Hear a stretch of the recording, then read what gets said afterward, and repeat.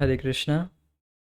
तो आज हम कृष्ण भावनामृत की प्राप्ति इस पुस्तक से मानव योनि अथवा पशु योनि का चयन इस अध्याय का आज चौथा दिन है। आज हम चर्चा करेंगे कि भगवान के दिव्य परम धाम का वर्णन, जहाँ से जीव पुनः भौतिक जगत में कभी नहीं लौटता है, इसके विषय में चर्चा करेंगे। और भी बहुत सारे विषय आएंगे, उस पर भी हम देखेंगे। ये मुख्यतः है।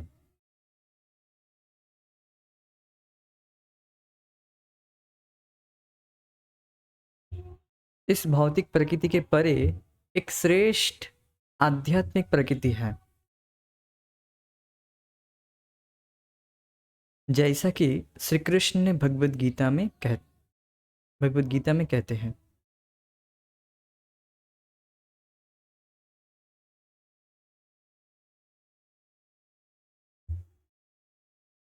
भूमिरापो नलो वायो खम मनो बुद्धिरेव च अहंकार इति यं ते भिन्ना प्रकृतिरष्टधा। भूमिरापो नलो वायो खम मनो बुद्धिरेव च अहंकार इति यं ते भिन्ना प्रकृतिरष्टधा।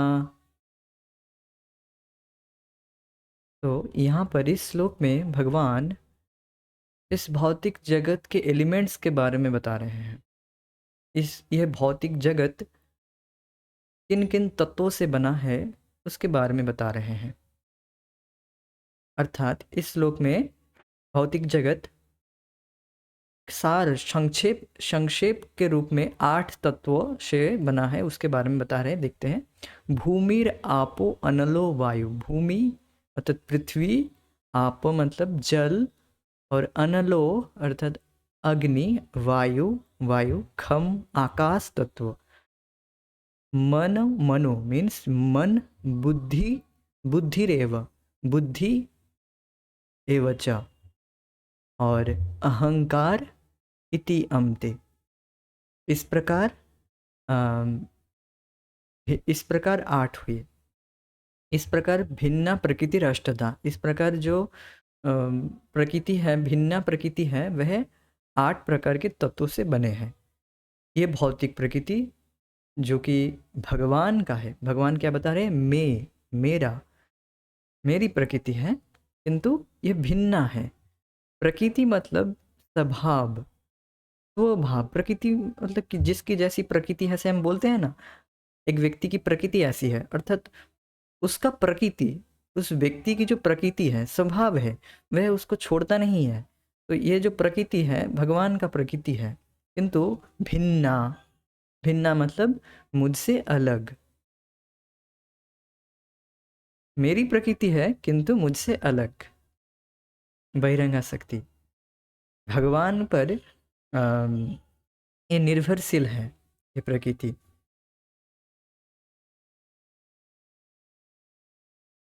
तो यहाँ पर जो 8 तत्व बताए गए हैं, उसको उसके बारे में आपको ध्यान से समझ लेना होगा कि जो 5 तत्व है,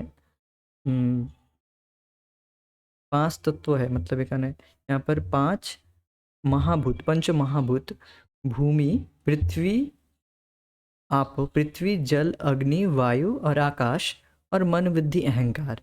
ये जो टोटल 8 अष्टधा हुए, यहाँ पर भगवान संक्षेप में बता रहे हैं 8 तत्व।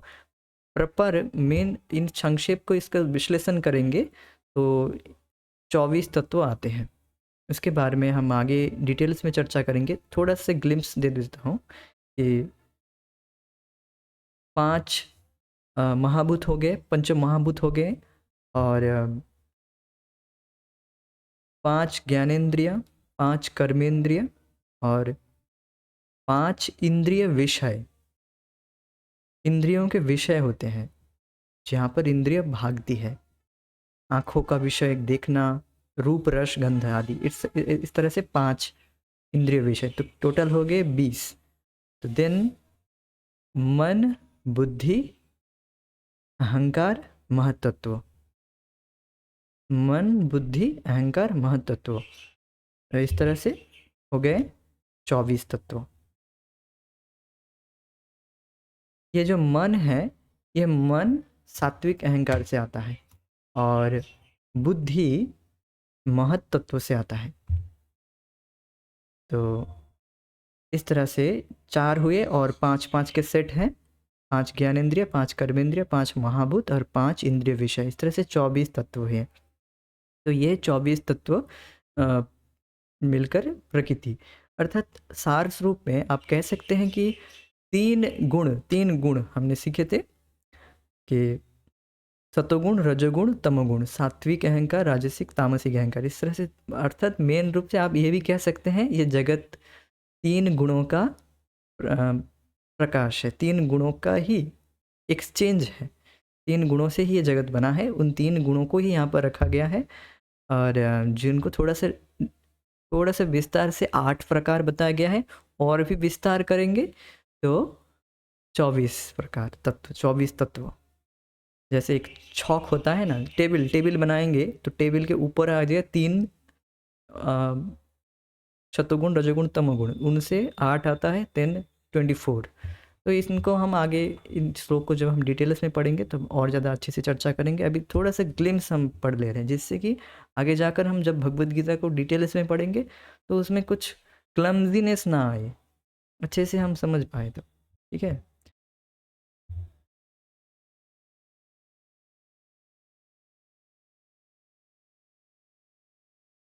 यहाँ पर 24 तत्व बताए, 24 तत्वों के थोड़ा सा मैं ग्लिम्स बताया, बस उतना डिटेल्स में नहीं गया, इसलिए आपको शायद समझ नहीं आया होगा। किंतु वो गीता भूषण टीका में बताया गया है 24 तत्वों के बारे में। उनके बारे में हम आगे डिटेल्स में चर्चा करेंगे, अभी बस मोटा मोटा बोल दिया मैंने। 5 ज्ञानेंद्रिय आपको पता नहीं? 5 ज्ञानेंद्रिय, आँख, चक्षु का, आँख, नाक, कान, जीवा, त्वक, इस तरह से 5 ज्ञानेंद्रिय तो आपको तो पता है। और 5 कर्मेंद्रिय तो 10 हो गए। और 5 पंच महाभूत, यहाँ पर भूमि, रापो, नलो, वायु, खम, है ना, यहाँ पर यही पर तो 5 है, तो 5 15 हो गए। और 5 इंद्रियों के विषय, इंद्रिय विषय मतलब इंद्रिय, जैसे जीवा रसना चाहती है, आंख देखना चाहता है, रूप देखना चाहता है, तो रूप, रस, गंध, इस तरह से 5 इंद्रिय विषय है, जिस तरफ इंद्रिया भागती है ना, तो आकर्षण होता है जिस तरफ। तो ये 5 हो गए, तो टोटल कितने हो गए? 20 हो गए। और 4 बाकी रह गए। 4 कौन है यहाँ पर बताया गया, देखिए। अहंकार, मन, बुद्धि, अहंकार, और एक है महत्व। तो महत्व तो कहाँ से आ गया? महत्व तो आता है बुद्धि से पहले, अर्थात बुद्धि तत्व जो है इससे पहले महत्व तो है, महत्व तो से बुद्धि तत्व आता है। तो इसलिए इसको मैपिंग इस तरह से किया जा रहा है, 4। और मन जो है वह भी सात्विक अहंकार से आता है, ठीक है। इस तरह से तो फिर 24 हो गए, समझ में आ गया? ठीक है। ये भौतिक प्रकृति इस तरह से 24 तत्वों से बना है। अनुवाद को पढ़ लेते हैं।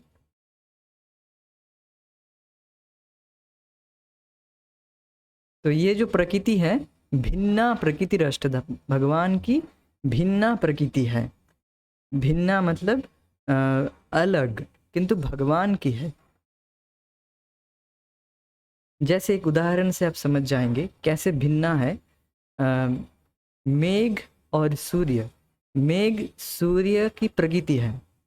तो जो मेघ है, जो क्लाउड है, मेघ, वह सूर्य के ऊपर निर्भरशील है, डिपेंडेंट है।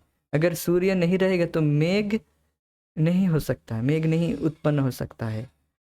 तो किंतु मेघ और सूर्य में कितना डिफरेंस है, आकाश पाताल का डिफरेंस है, हाँ, है ना।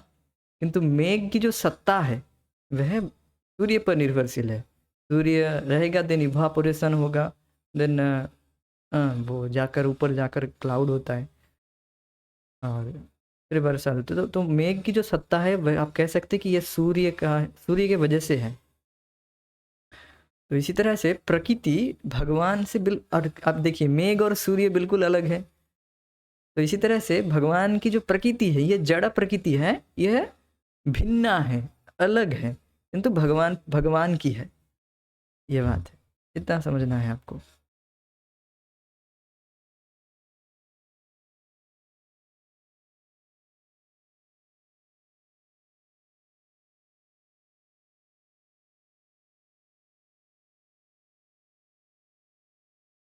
तो इसके बाद के श्लोक को देखते हैं।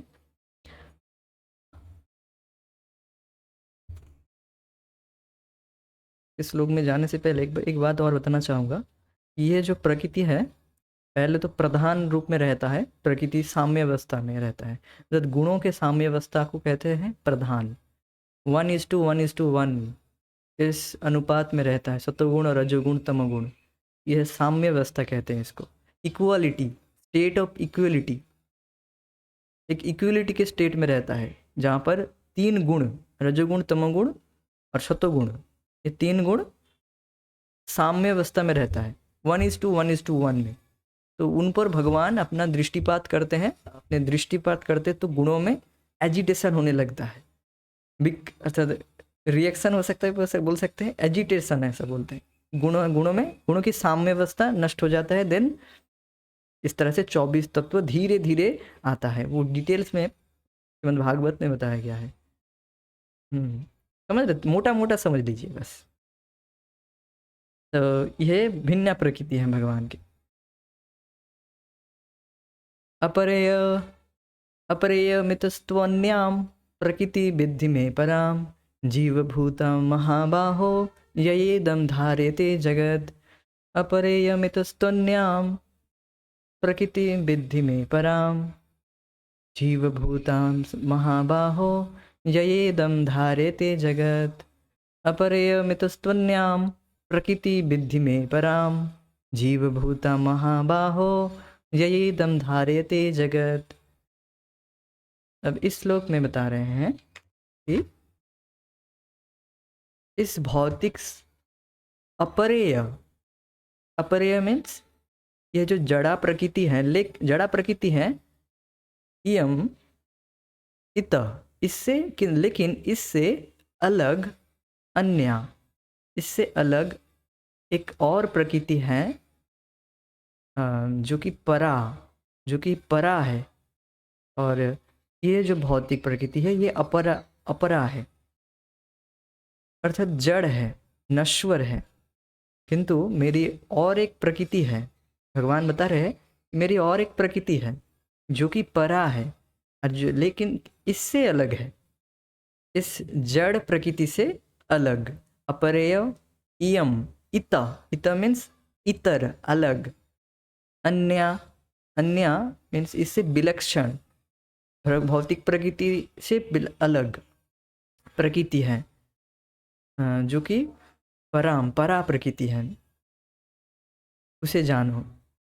जीवभूत वह क्या है? जीवभूता महाबाहो ययेदं धार्यते जगत। जीवभूत ये जितने बद्ध जीव हैं, ये जीव, यह मेरी प्रकृति है, मेरी शक्ति है जो कि पराशक्ति है भगवान कृष्ण की। ययेदं धार्यते जगत, जो कि इस जगत को भोगते हैं। उनकी भोग इच्छा के लिए ही यह जगत प्रस्तुत हुआ है। सृष्टि लीला भगवान करते हैं जिससे कि जीवों की जो भोग इच्छा है वो पूर्ण हो सके और वो उब जाए भोग करके, देन ये go back home to Krishna. तो जीवों की जो भोग इच्छा है, बद्ध जीव मतलब भोगने की इच्छा। बद्ध जीव बद्ध है इसलिए क्योंकि उसमें भोग इच्छा है। जैसे कैदी लोगों के लिए जेल खाना है, क्योंकि वह लोग सब वह अपराध किए हैं, जगत में कुछ ना कुछ अपराध किए हैं, इसलिए उनके लिए जेल है। तो इस तरह से बद्ध जीव भूत हैं, जो बद्ध जीव है, जो भोग की इच्छा किए हैं कि मैं भगवान से इतर होकर भोग करके सुखी हो जाऊंगा, ये जो इच्छा है, इसके वजह से उनके लिए, उनके जो इच्छा अनुसार उनको शरीर मिलता है, देन वो भोग करता है। हरेते जगत में भोग करता है।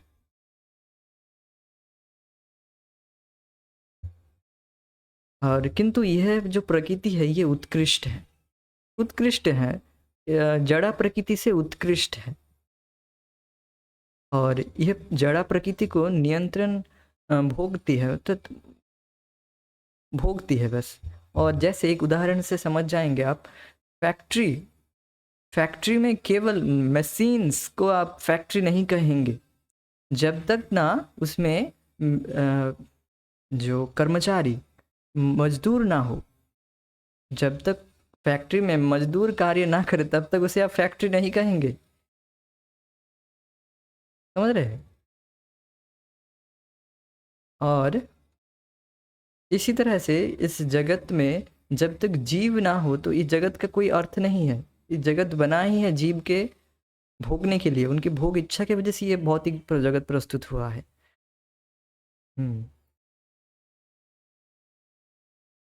ये बात है। परम पूज्य राधानाथ महाराज इस विषय में बहुत सुंदर बात करते हैं। Things are meant to be used, people are meant to be loved. The problem of our society, they are loving things and using people. वस्तुएं यूज करने के लिए हैं, उनको व्यवहार करने के लिए हैं, और लोगों को प्रेम करना चाहिए। और जीवों को, अर्थात हर जीव को जीव से प्रेम करना चाहिए। समस्या क्या है कि हम वस्तुओं से प्रेम कर रहे हैं और लोगों को यूज कर रहे हैं। ये समस्या है। कुछ फ़ायदा अपनी इंद्रिय तृप्ति के लिए, अपने कुछ फ़ायदा के लिए उनको यूज़ करते हैं और वस्तुओं से प्रेम करते हैं, किंतु वास्तव में वस्तु से तो प्रेम नहीं किया जा सकता। अगर मैं कहूँ आई लव माई लैपटॉप, तो ये लैपटॉप भी घूम के नहीं ये लैपटॉप भी उल्टा ये नहीं कह सकता कि मैं भी आपसे प्रेम करता हूँ, ये नहीं कह सकता, क्योंकि इसमें कोई फीलिंग्स नहीं है, कुछ नहीं है। किंतु देखा जाता है जगत में अभी लोग वस्तुओं से प्रेम करने लग गए हैं और लोगों को यूज़ कर रहे हैं बस। राधानाथ महाराज जी ऐसे कह रहे थे, उनको बताया बस। तो मैं कहना चाहता हूँ कि लोग इस जगत में वस्तुओं को यूज़ करें, उन पर अटैच्ड ना हो जाए उन्हीं वस्तुओं पे। और जीव बद्ध जीव है, क्यों? क्योंकि वह भौतिक संस्पर्श में आ गया है।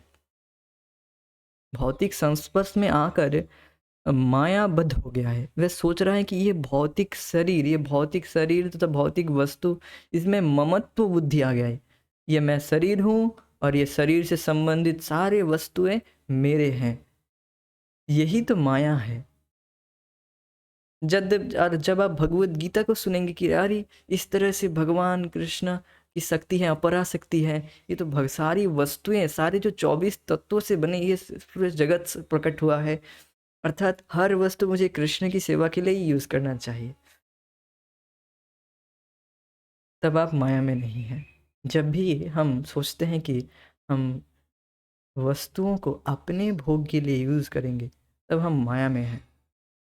जैसे हम इस माइक, लैपटॉप, कैमरा को यूज कर रहे हैं भगवान की सेवा में, भगवान के महिमा गान के लिए, इससे भगवान में प्रेम बढ़े।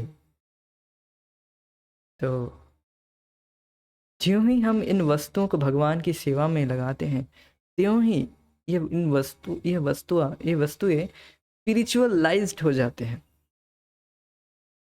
स्पिरिचुअलाइज नहीं, स्पिरिचुअलाइज्ड हो जाते हैं। ये बात है। तो अनुवाद को पढ़ लेते हैं।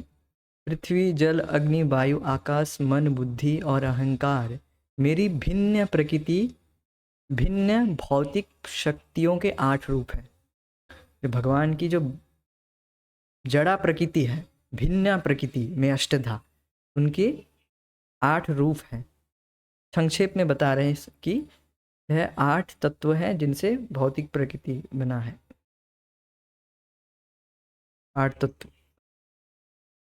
हे महाबाहु अर्जुन, इस अपरा जड़ प्रकृति के अतिरिक्त मेरा एक परा मीन्स चेतन प्रकृति भी है, जो वे सब जीव हैं जो भौतिक अपरा प्रकृति से संघर्ष कर रहे हैं तथा ब्रह्मांड को बनाए रख रहे हैं।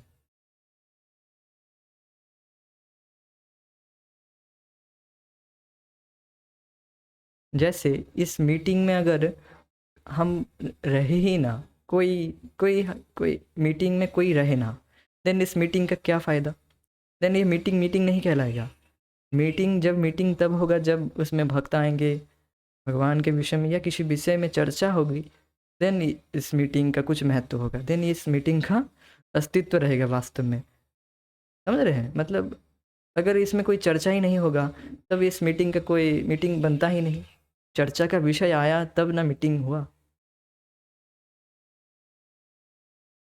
जैसे हमको थोड़ा दिक्कत हो रहा था मीटिंग में कि ये 40 मिनट्स में ख़त्म हो जाता है, तो हमने सोचा इसमें बहुत भगवान के सेवा में बहुत दिक्कत आ रहा है, इसको थोड़ा इसका लिमिट को थोड़ा बढ़ाया जाए। तो हमने इसको चार्ज करके थोड़ा सा बढ़ाया। देन अभी मैंने क्यों बढ़ाया, क्योंकि इसमें मुझे कथा करनी है, थोड़ा लंबा, थोड़ा सा बिल्कुल कोई बंधन ना आए, अच्छे से भगवान के विषय में चर्चा कर सके। तो इससे क्यों कहे, क्योंकि यहाँ पर हम भगवान के विषय में चर्चा करना चाहते, नहीं तो इस मीटिंग का कोई महत्व था? कुछ नहीं था।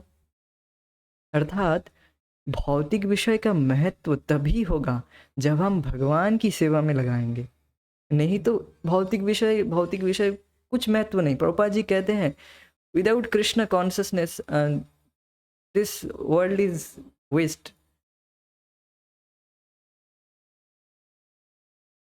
प्रभुपाद जी ये कहते हैं कि इस जगत को तो बिल्कुल डस्टबिन में डाल देना चाहिए। तो ऐसा क्यों कहते प्रभुपाद जी? क्योंकि जब हम कृष्ण भावनामृत में अगर इसे यूज़ ना करें तो इस जगत का क्या फ़ायदा? ये जगत बना ही है कि हम अपने चेतना को उन्नत करें। देखिए, कारागार को, जेल को संशोधनागार कहा जाता है, जहाँ पर व्यक्ति अपने आप को शोधन करे, जो वह अपराध किए हैं वही अपराध फिर से ना करे।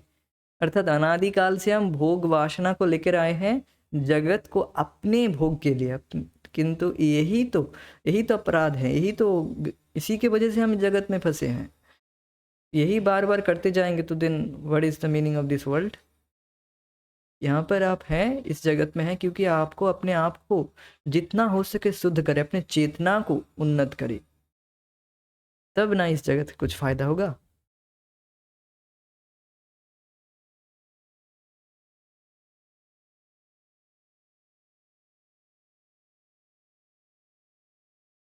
यस।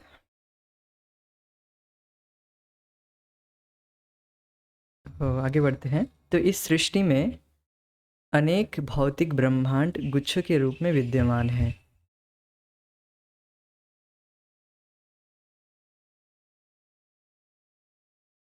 तो सृष्टि में अनेक भौतिक ब्रह्मांड गुच्छ के रूप में विद्यमान है इस सृष्टि में,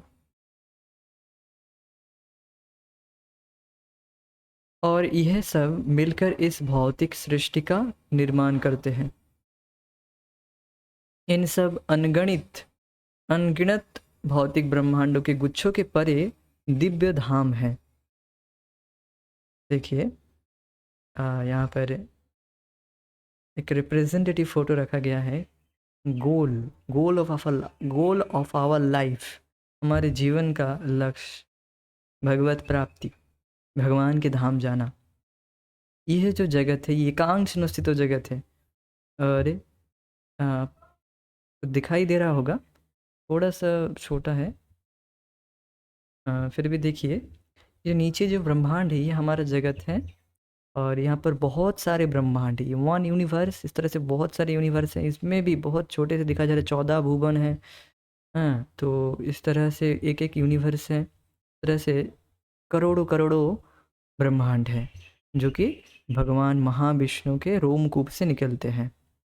भगवान श्वास लेते ही, भगवान सांस को जब छोड़ते हैं तब सारे ब्रह्मांड प्रकट हो जाते हैं, और सांस को जब खींच लेते हैं सारे ब्रह्मांड भगवान में समा जाते हैं, भगवान के रोमकूप में। तो ये जो जगत है ये 100 साल के लिए, ब्रह्मा जी के 100 साल में, और हमारे जीवन इससे भी कम है। तो इस जीवन में हमें प्रयास करना चाहिए कि हम हरे कृष्ण मंत्र का जप करके, यहाँ पे छोटे से धागे, इस सफ़ेद धागा है देखिए, वो जो गोलोक से आए हैं, गोलोकेरो प्रेमधन हरि नाम संकीर्तन, गोलोक से यह हरि नाम श्रीमन चैतन्य महाप्रभु लाए हैं। और देखिए इस जगत में, भौतिक जगत में, और इसको आपका जप करके, यही साधन है, इसके द्वारा आप डायरेक्ट भगवान के धाम गोलोक धाम में पहुंच सकते हैं। बहुत सुंदर बिल्कुल भक्तों ने बनाया है ये रिप्रेजेंटेटिव फ़ोटो। आप इसको चाहे तो अपने इसको प्रिंट करके अपने घर के सामने, घर अपने दीवार के सामने जहाँ पर आपको दिखे यहाँ पर रख सकते हैं, क्योंकि गोल बिल्कुल सामने रहना चाहिए। जहाँ पर हम जा रहे हैं, जहाँ पर हमें पहुँचना है, जैसे जैसे भौतिक जगत में कुछ प्राप्ति करना होता है तो उसको हम ऐसे फलां फलां लिख कर दीवार में चिपका देते हैं। तो इस तरह से हमें कहाँ पर जाना है वो डेली दिखना चाहिए व्यक्ति को। ये बात है।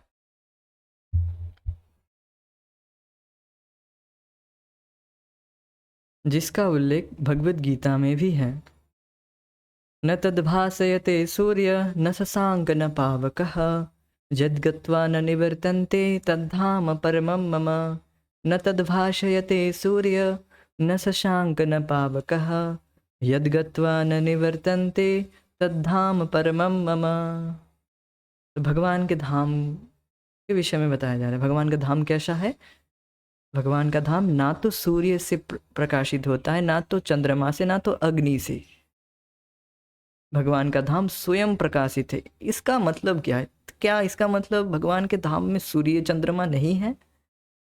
ऐसा नहीं है। जैसे ये जगत सूर्य या अभी मैं बल्ब जलाया हूँ जिसके वजह से थोड़ा सा प्रकाश है, नहीं तो अंधकार ही रहता। अर्थात हम सूर्य पर या बल्ब पर, अग्नि पर निर्भरशील है प्रकाश के लिए। किंतु भौतिक जगत किंतु स्पिरिचुअल वर्ल्ड, आध्यात्मिक जगत, वैकुंठ, गोलोक, वह स्वतः प्रकाशित है। उनको सूर्य चंद्रमा पर निर्भर नहीं करना पड़ता है, स्वयं प्रकाशित हैं। और इस भौतिक जगत में आपको 3 ताप मिलते हैं। उनमें से एक ताप सूर्य से भी मिलता है, बहुत गर्मी, तो वैसा ताप नहीं है जगत में जो ताप भोग रहे हैं आप, 3 ताप, वैसा ताप बिल्कुल भी नहीं है आध्यात्मिक जगत में। ये भी बात है। और क्या वहाँ पर जाकर आप फिर से यहाँ पर आ जाएंगे? नहीं। जद गत्वा न निवर्तन्ते तद्धाम परमं मम। मेरे धाम में जो भी आता है वह फिर वापस नहीं जाता है। क्यों जाएगा बेकार में फिर से परेशान होने? क्यों आएगा वह व्यक्ति? भगवान कृष्ण से जहाँ पर अनंत सुख मिल रहा है व्यक्ति को, आत्यंतिकम सुख मिल रहा है, अर्थात आत्यंतिक सुख मीन्स अनलिमिटेड ब्लिस मिल रहा है व्यक्ति को, फिर वह क्यों आएगा? तो लोगों की बहुत सारी भूल धारणाएं हैं कि हाँ, कि हम पहले भगवान के धाम में थे फिर यहाँ पर आ गए हैं। ऐसा नहीं है। अनादिकाल से जीव भोग इच्छा किए हैं। कब इस भौतिक शरीर को धारण किए हैं उसका पता लगाया नहीं जा सकता है। अनादि means infinite, infinite means infinite, असीम मीन्स असीम। इसको कोई डिजिट से हम नहीं बता सकते। अनादिकाल पहले, बस इतना बताया गया है शास्त्र में, अनादिकाल पहले जीव भोग इच्छा की है जिसकी वजह से इस जगत में फंस गया है। और भगवान भी पिछले श्लोकों में बता रहे हैं, इसके आगे भी श्लोकों में, कि जीव के लिए ये जीव, बद्ध जीव के लिए यहाँ पर बताया गया था। इस श्लोक में देखिए, जीवभूत, जीवभूत शब्द है, ना तो ब्रह्मभूत शब्द है यहाँ पर। जीवभूत मतलब जो बद्ध जीव है, बद्ध जीव के लिए यह जगत है।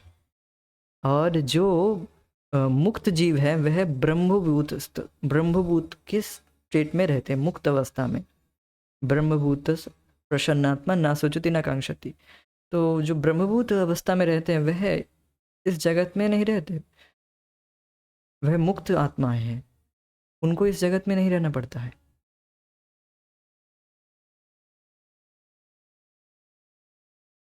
तो बता रहे थे कि हम इस जगत में अपने भोग इच्छा की वजह से फंस गए हैं।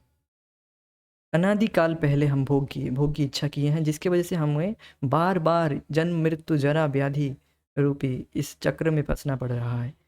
और एक बार हम अपने आप को हरे कृष्ण महामंत्र के जप से अपने आप को पूरी तरह से शुद्ध कर ले, बस फिर और ये तपस्या नहीं, फिर हमें तपस्या मीन्स इस जगत के ताप को नहीं भोगना पड़ेगा, भगवान के धाम में अब वापस चले जाएंगे।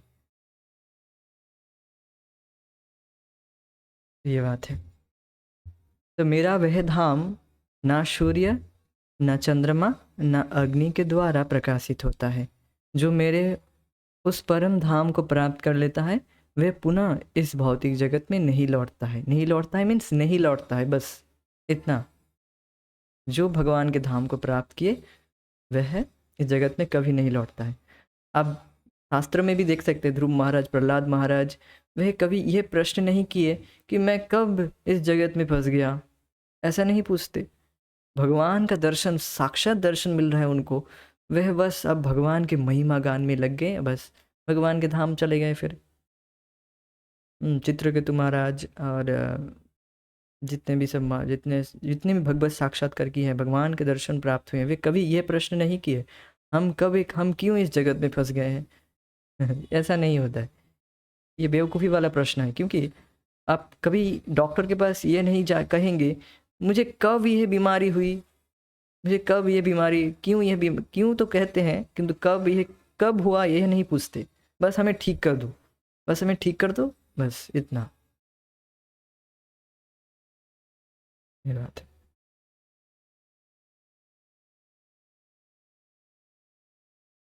प्रश्न कर रहे हैं कि कोई भक्त उनको, कोई माता जी उनको बोली, एक माता जी बोली कि कृष्ण के पास जाएंगे और अगर सेवा में कुछ गलती हुई तो दोबारा आना पड़ेगा। देखिए इन सब प्रामाणिक रूप से हम सुनेंगे। आप अगर आप कुछ बताना चाहते तो कुछ प्रमाण दीजिए, ऐसे ही कुछ नहीं बताया जा सकता। और ये बिल्कुल बेवकूफ़ी वाला बात है। शास्त्र भगवान खुद बता रहे, तब माता जी की बात सुनेंगे, यहाँ पर हम भगवान की बात सुनेंगे, ये बात हम पूछेंगे। ऐसा नहीं है। भगवान के पास देखिए, परम पूज्य भक्ति रसामृत सिंधु महाराज कह रहे, इस तरह से बता रहे थे, शास्त्र के आधार पर ही है कि हम जब साधना करते हैं, साधना सिद्ध हो जाते हैं, देन हमको एक, जहाँ पर इस भौतिक भूमंडल में ही जहाँ पर भगवान कृष्ण अपनी नित्य लीला कर रहे हैं, वहाँ पर हमें जन्म मिलता है। तो वहाँ से हमारी ट्रेनिंग, जो रियल ट्रेनिंग होती है, वहाँ पर भी हम थोड़ा सा ट्रेन होना पड़ता है। वहाँ पर गोपियों से सीखते हैं भगवान की सेवा। फिर हमें भगवान के धाम, जो वैकुंठ और गोलोक धाम है, वहाँ पर हमें फिर हम वहाँ पर चले जाते हैं। इस तरह से बताते हैं। सेवा में आप पूरी तरह से पक्को हो जाएंगे, परिपक्व। भजन ना पक्के, भजन जब तक आपका पकेगा नहीं तब तक आप भजन करते रहेंगे। भजन कीजिए, भजन में बहुत आनंद है, भगवान की भक्ति में बहुत आनंद है। साधना के समय भी बहुत ही आनंद है, आनंद ही आनंद। कीर्तन का आनंद, प्रसाद का आनंद, कथा का आनंद, आनंद ही आनंद। और फिर भगवान के पास चले जाएंगे, वहाँ पर तो और ज़्यादा। तो this is not misery, this is amazing. बहुत ही आनंद है भक्ति, इसीलिए भक्ति करने के लिए बताया जाता है, और कोई साधन को छोड़कर। क्योंकि ये नेचुरल है, ये नेचुरल है जीव के लिए भक्ति करना, ये बात है। तो वह परा प्रकृति जो इस भौतिक प्रकृति के परे है, शाश्वत है। इसके प्रारंभ होने का कोई इतिहास नहीं है, ना इसका आदि है ना अंत है। तो देखिए भगवद गीता का श्लोक आ रहा है, हम पढ़ते हैं। परस्तस्मास्तु भावन्यो व्यक्तो अव्यक्तात् सनातना यह शः सर्वेषु भूतेषु नश्यत्सु विनश्यति। परस्तस्मात् भावन्यो व्यक्तो अव्यक्तात् सनातना यह शः सर्वेषु भूतेषु नश्यत्सु विनश्यति। परस्तस्मास्तु भावन्यो, तो व्यक्तो अव्यक्तात् सनातना, देखिए इस जगत का भी एक अव्यक्त स्वरूप है, अव्यक्त रूप है। ये जगत, जब ब्रह्मा जी की रात्रि होती है तब यह जगत अव्यक्त हो जाता है। ब्रह्मा जी गर्भोदकशाही विष्णु में सारे जीव को लेकर जाकर सो जाते हैं। रात में सोएंगे नहीं और क्या करेंगे, तो वहाँ तो इस स्टेट को भी तब प्रलय हो जाता है महरलोक तक। 14 भुवन है ना, उसमें महर्लोक तक प्रलय हो जाता है, तो इसको भी अव्यक्त कहते हैं।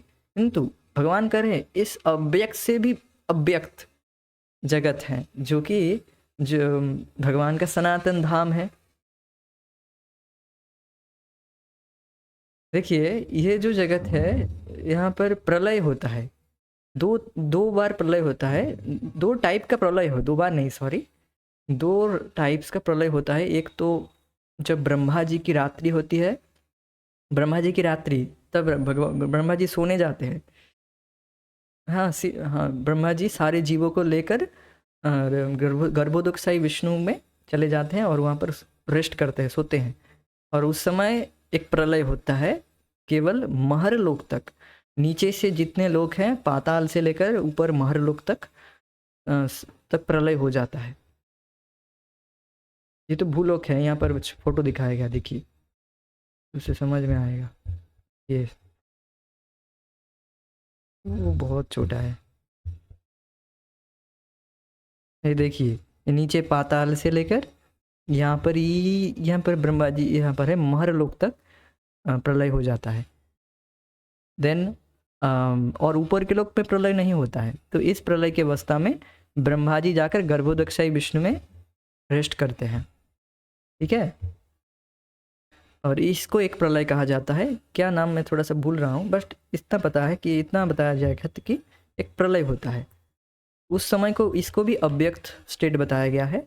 और एक बिल्कुल महाप्रलय, जब ब्रह्मा जी की परमायु हो जाती है, देन पूरा ब्रह्मांड का प्रलय होता है, उसके बारे में नहीं बता रहे हैं। केवल ये इसको एक अव्यक्त अवस्था कहते हैं, जब ब्रह्मा जी की रात्रि होती है। किंतु बता रहे हैं कि भगवान का धाम इस अव्यक्त से भी अव्यक्त है, मतलब इस अव्यक्त जगत से भी अव्यक्त हैं।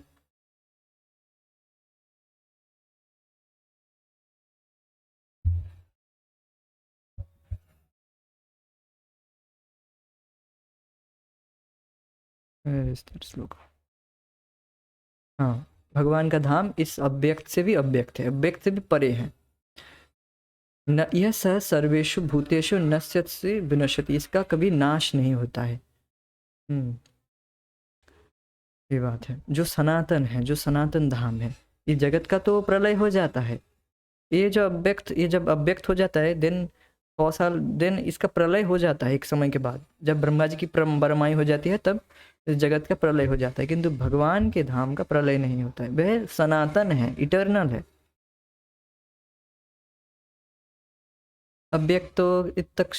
अव्यक्तोक्षर इत्युक्तश् तमाहु परमां गतिं यं प्राप्य न निवर्तन्ते तद्धाम परमं परमम। अव्यक्तोक्षर इत्युक्तश् तमाहु परमां गतिं यं प्राप्य न निवर्तन्ते तद्धाम परमं मम। अव्यक्तोक्षर इत्युक्तश् तमाहु परमां गतिं यं प्राप्य न निवर्तन्ते तद्धाम परमं मम। जो जिस धाम में वापस जाकर, जिस धाम में जाकर फिर से जीव वापस नहीं आता है, अव्यक्त तो अक्षर है, जो अक्षर है, जो जिसका क्षय नहीं होता है। अब भगवान अपने धाम के बारे में बता रहे हैं कि अपना धाम कैसा है, वह अक्षर है, जो कभी, जिनका कभी क्षय नहीं होता है। इत्युक्तश तमाहु परमाम गति, जो कि जीव का परम गति है। यम प्राप्य न निवर्तन्ते, जहाँ पर जिसे प्राप्त करके, जिस परम धाम को प्राप्त करके जीव कभी वापस नहीं जाता है। तो भगवान बार बार ऐसा क्यों क्यों कह रहे हैं कि जीव जिस इस धाम, मेरे धाम को प्राप्त करके फिर वापस नहीं आता है? क्योंकि हमें एक बार में समझ नहीं आता, हम बद्ध जीव हैं। शायद लोगों के बात में हम भ्रमित हो जाते कि हम शायद फिर से गिर जाएं। ऐसा नहीं है, फिर तो आप प्रयास ही नहीं करेंगे भगवान के धाम पे जाने के लिए। तो भगवान इसको बार बार कंफर्म कर रहे हैं कि अरे बद्ध जीव, तुम किसी की बात मत सुनो, जो भी तुम्हें गुमराह करना चाहते हो वह केवल तुम्हें गुमराह कर रहा है। मैं इसीलिए बार बार कह रहा हूँ कि मेरे धाम जो वापस जाता है, मेरे धाम को जो लौटता है, आता है, वे कभी फिर इस जगत में वापस नहीं आता है। देख रहे हैं कितने श्लोक में यहाँ पर बताया गया था। तो इस अव्यक्त, इस व्यक्त अव्यक्त होने वाली जड़ प्रकृति से परे एक सनातन प्रकृति भी है। यह सर्वोपरि तथा अविनाशी है। इस जगत के नष्ट हो जाने पर भी यह उसी प्रकार बनी हुई रहती है।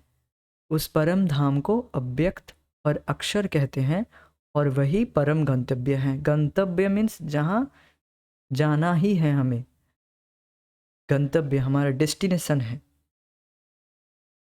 वहाँ जाने वाला उधर से फिर कभी वापस नहीं लौटता, वही मेरा परम धाम है। तो जो भी जीव भगवान के धाम वापस जाता है वह कभी वापस नहीं लौटता, ये बात है। तो इस तरह से भगवान के धाम के विषय में आज चर्चा की गई। इस तरह से भगवान का धाम सनातन है और ये जगत जो है वह नश्वर है, अर्थात विनाशवान है, जो कि ये निरंतर जिसका क्षय हो रहा है। और भगवान का धाम अक्षर है, सनातन है। इस तरह से जीव, जिस तरह से जब हम सुनेंगे कि हाँ, जो हम जिसके लिए प्रयास कर रहे हैं एटलीस्ट वह सनातन है, हमारा गोल सनातन होना चाहिए। ऐसा नहीं कि कुछ समय के लिए रहा और कुछ समय के लिए नहीं रहा, देन वो कभी नहीं रहा। सिद्धांत ये है, सिद्धांत बताया जाता है जो पहले नहीं था, जो आगे नहीं रहेगा, वह अभी भी नहीं है। ये सिद्धांत है। और ये जगत, इस जगत तो भगवान सृष्टि की अपनी दृष्टिपात से, अर्थात इसके पहले भगवान थे, भगवान है जो कि जगत पर दृष्टिपात करके जगत को प्रकट करते हैं। अर्थात एक समय तक जगत नहीं था। अब जब भगवान की जो ये सृष्टि लीला ये तो निरंतर हो रही है, फिर भी एक आप कह सकते हैं ना, ये जगत तो परिवर्तनशील है ना, इसका तो प्रलय हो रहा है। तो किंतु भगवान के धाम का कभी प्रलय नहीं होता है, तो इसलिए इसको नश्वर कहा जाता है। जो दुखालयम है, अशाश्वतम है, और भगवान का जो धाम है वह सनातन है, अक्षर है।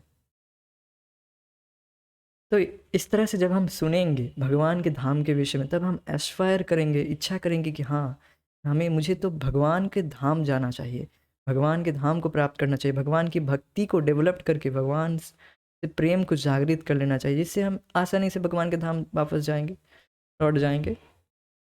ये बात है। तो इस तरह से हम जो चर्चा करते हैं, जो जिस भी टॉपिक में, जिस भी विषय में हम चर्चा करते हैं, इसके द्वारा हम भगवान के प्रति अपना प्रेम को बढ़ाते हैं। जो आज की चर्चा हुई कि जगत तो नश्वर है, जगत के जो तत्व हैं, वह तत्व भी, जो भी जगत आपको दिया गया, जो है, जो भोग वस्तु प्राप्त हुए हैं, वे भी भगवान की शक्ति है। तो सबों के जो मालिक है भगवान है, तो भगवान से प्रेम बढ़ रहा है।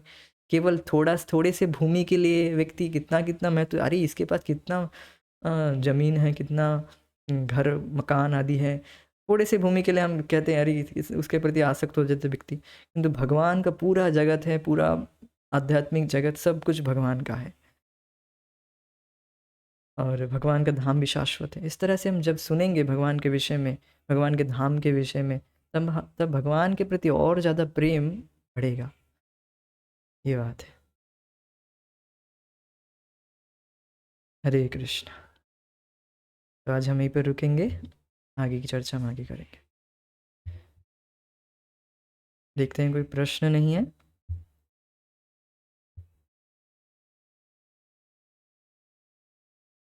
ठीक है, आज हम यहीं पर रुकते हैं। Thank you so much, thank you for joining. Hare Krishna. जय श्रील प्रभुपाद। निताय गौर प्रेमानंदे। हरे